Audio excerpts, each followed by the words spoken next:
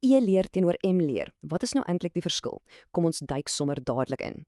Digitale onderwys het alles verander. Maar hierdie twee terme is nie presies dieselfde nie. Eerste aan die beurt, e-leer. Dink hieraan as die groot sambreel waaronder alles pas. Kortom, dis enige leer wat jy op 'n rekenaar doen, gewoonlik oor die internet. En wat van M-leer? Dis die nuwer, meer mobiele weergawe kan 'n mens sê. Meer-leer is eintlik net 'n tipe e-leer. Dis spesifiek ontwerp vir wanneer jy op pad is. Of dit nou E of M leer is, albei het 'n paar regte groot voordele.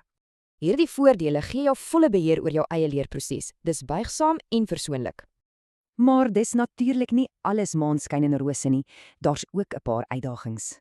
Dink aan tegniese probleme, duur data of dat jy soms die persoonlike interaksie mis. En onthou, jy het goeie internet, 'n vol battery en natuurlik selfdissipline nodig. Goed, kom ons sit hulle nou kop aan kop. Wat is nou eintlik die groot verskil? Kyk hier, dit gaan oor die toestel, die ontwerp, hoe lank 'n les is en die doelwit. So, e-leer is vir dieper studie. M-leer, dis vir daai vinnige, happiegrote inligting. Op die ou end is M-leer net e-leer wat aangepas is vir ons mobiele leefstyl. Dit laat 'n mens wonder, nê? Soos tegnologie vorder, wat hou die toekoms vir leer in?